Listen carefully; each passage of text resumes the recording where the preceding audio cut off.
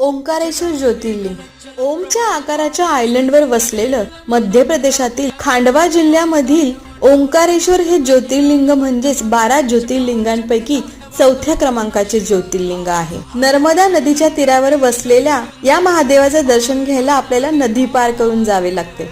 नदी पार करताना आपल्याला नर्मदा कावेरीचा त्रिवेणी संगम, नदीवर बांधलेलं भलं मोठं धरण, त्याचप्रमाणे आद्य गुरु शंकराचार्यांचा भल्ला मोठा पुतळा पाहायला मिळतो। हर हर नर्मदे म्हणत नर्मदा पार केली की ओंकारेश्वराच्या दर्शनाला जाता येते। श्रावण महिन्यामध्ये सोमवारी, शनिवारी, रविवारी भक्तांची अलोट गर्दी असते। नर्मदेच्या अलीकडच्या तीरावर वसलेल्या ममलेश्वराचे दर्शन घेतल्याशिवाय ओंकारेश्वरचे दर्शन पूर्ण होत नाही। संध्याकाळी होणारी नर्मदेची आरती तर अगदी डोळ्याचं पारणं फेडणारी असते। तुम्हाला जर या ज्योतिर्लिंगाविषयी संपूर्ण माहिती जाणून घ्यायची असेल तर मायलेक कट्टा